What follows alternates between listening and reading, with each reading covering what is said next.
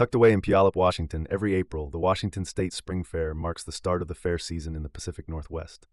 Held at the Washington State Fair Events Center, the grounds shift quickly from quiet mornings to full motion within hours. Gates open, rides begin to spin, vendors fire up their grills, and thousands of people pour through the entrance. Somewhere inside all of that noise, another sound cuts through it: chainsaws. Because for the next few days, I'll be right here at the fair, turning logs into sculptures. The carving booth sits right in the middle of it all. Logs roll in, saws fire up, and shapes start to emerge from raw wood. Just a few steps away, it's a completely different scene, a full display of finished work. Over 100 carvings made during the winter, animals, figures, forms ready to go. People move between the two constantly. One moment, watching something take shape, the next, walking through pieces already finished. Creation happening in real time, right next to work that's complete. That contrast is what makes this different. Opening day starts quietly. Before the crowds arrive, the fairgrounds are still waking up. The booth gets set, saws laid out, first logs rolled into place, then the first cut. Live demos move fast, not one piece over days, but full carvings start to finish. 15 to 30 minutes, just enough time for someone to stop and watch something take shape. The first demo of the day was a custom order, a 44 mag no trespassing sign for a longtime client. Blocked out with a jigsaw, then refined with a smaller bar to shape the frame and lettering. This design is a fair classic, and I ended up making another one for the same client, this time as a gift for his friend. Then came the stump bears. The first, cut straight from the log. Rough shape first, snout pushed out, ears cut in, eyes bring it to life. Simple, clean, full of character. Then a second one. Same process, but it didn't last long. Before it was even finished, someone bought it, said they couldn't leave without it, and wanted a custom sign added. That's how these days go. The moment the saw starts, the sound carries.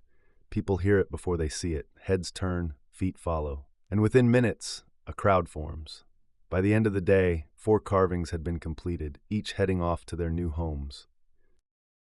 By the middle of the fair, the rhythm of the booth is fully established. One demo ends, another begins. A new log comes in, a new carving starts, and the cycle repeats. People move through constantly. Some stop for a minute, then keep walking. Others stay the whole time, watching a carving take shape from the first cut to the final detail. Questions come up nonstop. What kind of wood is that? How long have you been carving? How do you control the saw like that? And before long, they're part of it. That day, 3 carvings took shape. It started with another stump bear, a crowd favorite. Fast, recognizable, done in under 20 minutes. Rough shape first, snout pushed out, ears cut in, eyes bring it to life. Then something different, a gnome. It starts as a solid block. The cap gets roughed in first, pushed down low over the face, then the beard.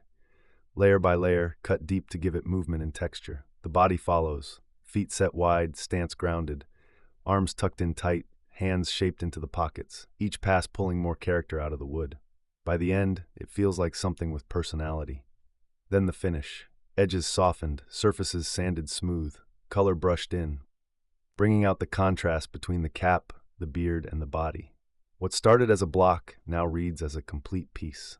And to finish, a full bear, laid out along the log from the start. The length of the piece defines everything. The body is roughed in first, long, low, and stretched.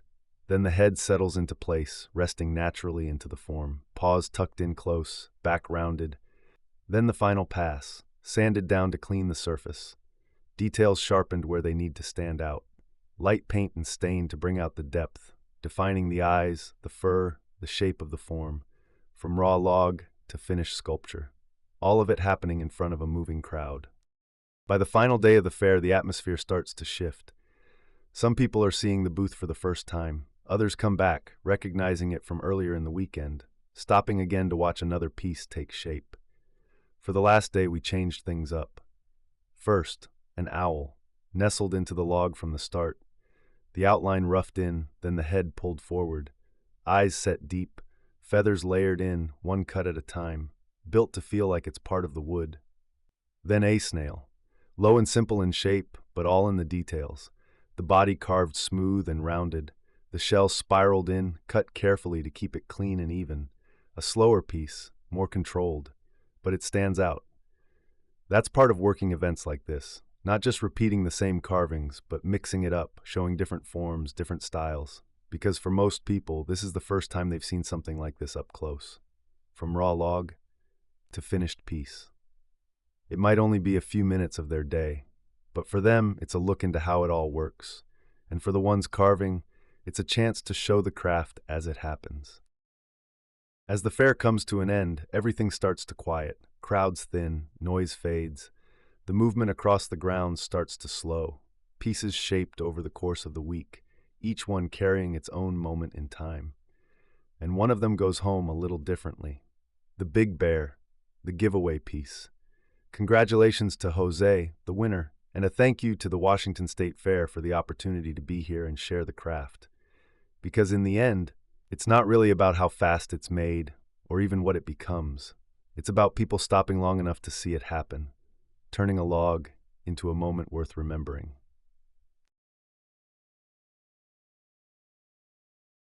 All right, big thank you to everyone that bought a hat to enter in for this bear. We're gonna go ahead and pull it now.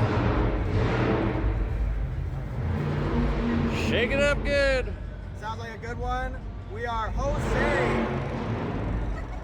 Congratulations on the bear, and we'll see you next year.